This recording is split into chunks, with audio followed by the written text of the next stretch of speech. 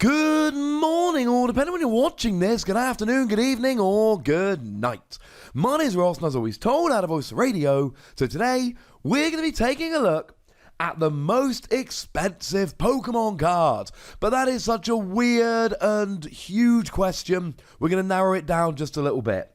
We're going to look at the most expensive Pokemon cards that you can open in packs of the Sun and Moon block. That is all the sets from Sun and Moon to the recently revealed Unbroken Bonds. Now, I've gone for a couple of prices. I'm using Troll and Toad and I'm using TCG Player. I'll give you the rough prices for both of them. Please remember that these are the prices of Pokemon cards. They are going to vary almost on a minute-by-minute basis, so this is a good idea, and looking around on eBay and a whole bunch of other sites as well, I feel confident these are the top 10. Now, a quick shout out to a couple that just missed, but these are somewhere in the region of $50 cards. Ultra Ball. The secret rare Ultra Ball. You'll generally pay somewhere around $40 to $50 for this. It is not the only secret rare Ultra Ball we've ever had, and it does actually come in just a little bit cheaper than the older one, but that wasn't in the Sun and Moon block. Ultra Ball is a staple in every deck at the moment. This is the fanciest version, at least in the Sun and Moon block, so it's expensive. Similarly, Fairy Energy comes in at somewhere in the region of $50, and I don't quite know why Fairy Energy. Fairy is not a great type at the moment. Now, it's a popular type, and you've always got Sylveon, which is quite a popular Pokemon, and you've got Gardevoir and Sylveon that everybody loves. And Granbull was good a while ago, but it's not like this is the best one ever. But there's been a bunch of Fairy decks. People like Fairy decks, so maybe that's the reason. Similarly, Darkness Energy is extremely expensive, and Darkrai used to be amazing, and Zoroark's good, but then again, Zoroark doesn't generally play Darkness Energy, it generally just plays double colorless. Either way, Darkness Energy is going to set you back. Well, it kind of depends. On TCG Player, the cheapest one there was $70. You can grab them on eBay for somewhere around $40, $45. It's an expensive card. And finally, Green's Exploration is going to set you back about $50. I am, of course, referring to the full art version. It's a very, very good card that's just come out in Unbroken Bonds, and frankly, it lets you search for any two trainer cards. If you've got no Pokemon in play with an ability, it's going to be basically a staple in every abilityless deck from here until it rotates out. It is really good.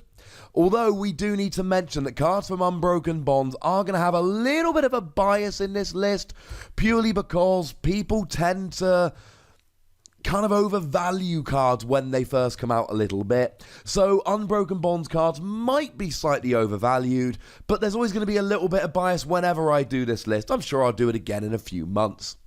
So coming in at number 10, a card which has just come out in Unbroken Bonds, it's the Full Art Reshiram and Charizard Tag Team GX. Frankly, this is now the best card in the format. It's the best deck in the format. Reshiram and Charizard is a phenomenal card, which will be the very best deck as soon as it's legal, which will be a week, pretty much. You got Welder to accelerate energy, and then you smash and you one-hit KO the Tag Team GXs. It's phenomenal. This isn't actually the best version. There's another version higher up on this list. But believe me, ladies and gentlemen, it's the full art version of the best card in the format. And if you can pick one up for $50, you're doing quite well. In at number 9, another fire card. It's Fiery Flint. This is another one of those cards that really helps fire decks at the moment. You discard 2 cards from your hand and you search your deck for 4 basic fire energy and put them into your hand. What's weird about this is that this is not necessarily the best card ever. It's good in fire decks, but it's not like it's a 4 of in every fire deck. The difference here is that this came out in Dragon Majesty. And Dragon Majesty, generally speaking, is a set which didn't sell that well because it was only in its own little set. So you couldn't just go and buy packs or a booster box. You had to go and buy these individual sets where you could get packs of them. That meant that the circulation was a little bit lower, and that's gonna push the price up. And incidentally, not the only card from Dragon Majesty on this list. In at number 8, Gold Lunara. You're paying around 50 to 60 bucks for this one. There are only 3 of these gold cards, and yes, they're all on the list. These are extremely rare cards. And they're very, very unique looking. They're full gold.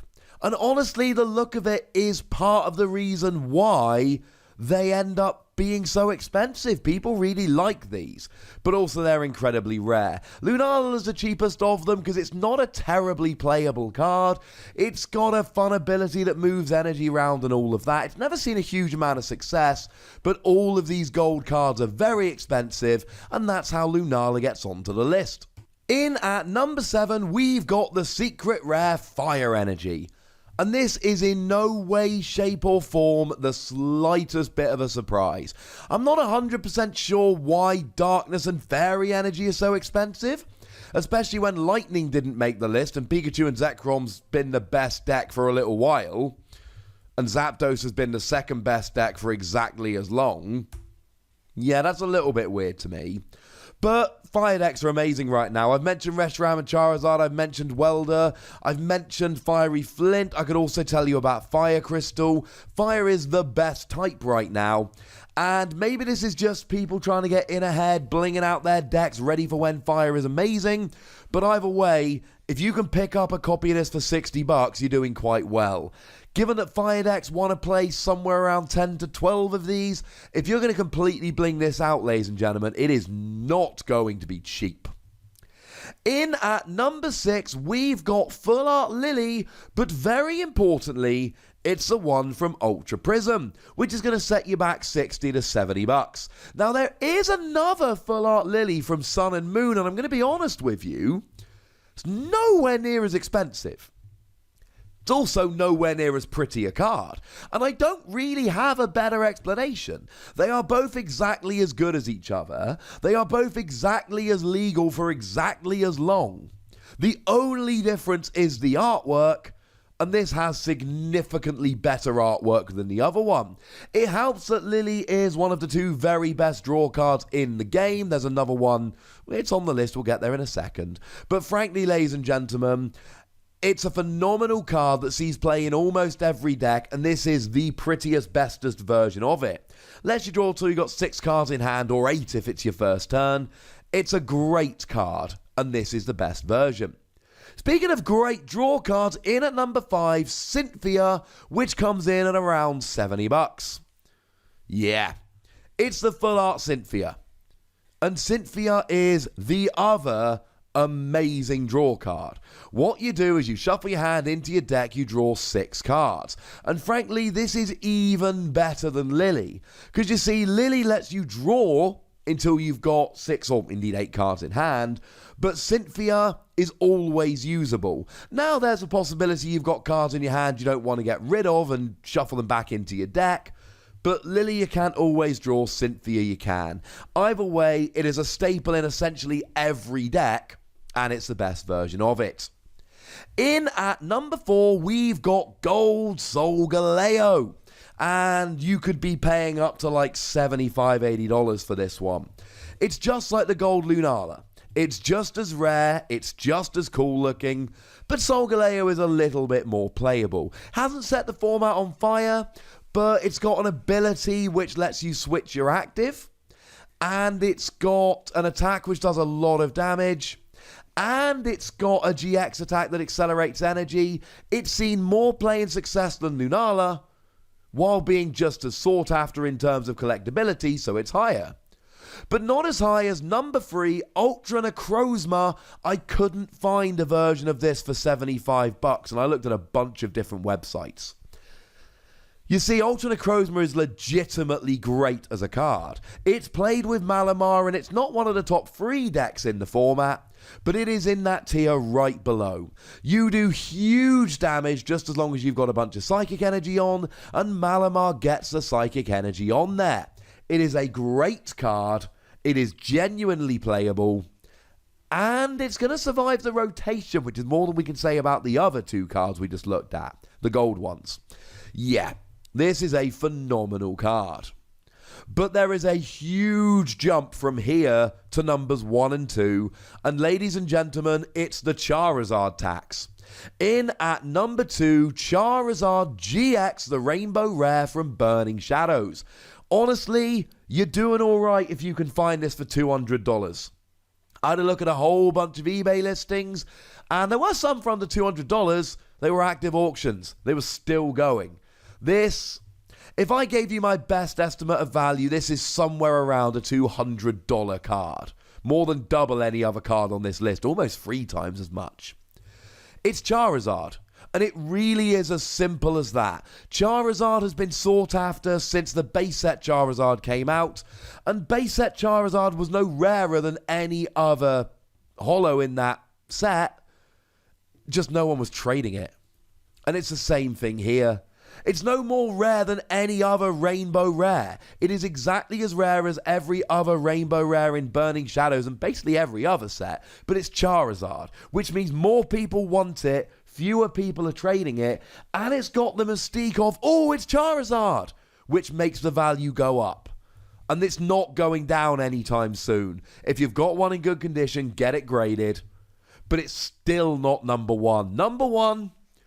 which is the Rainbow Rare Reshiram and Charizard, which I did find a copy online for $245. Now, on Troll and Toad, the only copy on there was $400, but there's one seller and they're taking the mick a little bit, which is why you have to check multiple sites when you're looking at something like this, and it's why the values will only ever be a best estimate. But as it stands, this is a phenomenal card, and here's the big difference between this and Charizard GX. This is playable. You see, ladies and gentlemen, the other one isn't. It's just not. Charizard GX is not a good card, and it's never really been a good card. Reshiram and Charizard also is a Rainbow Rare, and Reshiram and Charizard also has Charizard on, it has the Charizard tax, but the difference with the tag team is it's the best card in the format, at least in terms of attacking. And when you take everything in terms of it's a Rainbow Rare, it's got Charizard, it's the best card in the format. I know $250 for a single Pokemon card seems steep, but please do bear in mind, it's probably not changing anytime soon. Just to be clear, it's not like this is just going to go down. No. This is here to stay.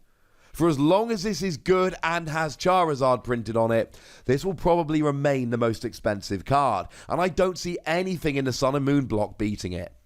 So there we go, ladies and gentlemen. Those are the 10 most expensive cards in the Sun and Moon block, by which I mean that you can pull from packets in the Sun and Moon era.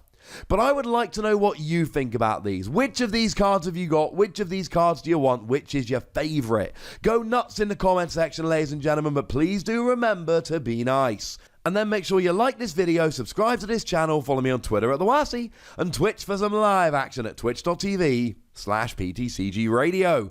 If you want to support the channel, get some bonus podcasts and all that, head on over to patreon.com/PTCGRadio, where you can do exactly that. And please do make sure you're checking out youtube.com/WassyPlays, where we talk about other games that don't have Pokemon in. But by far the most important thing, as always, look after yourselves till next time. Thank you very much for watching. My name's Ross, and you've been watching PTCG Radio.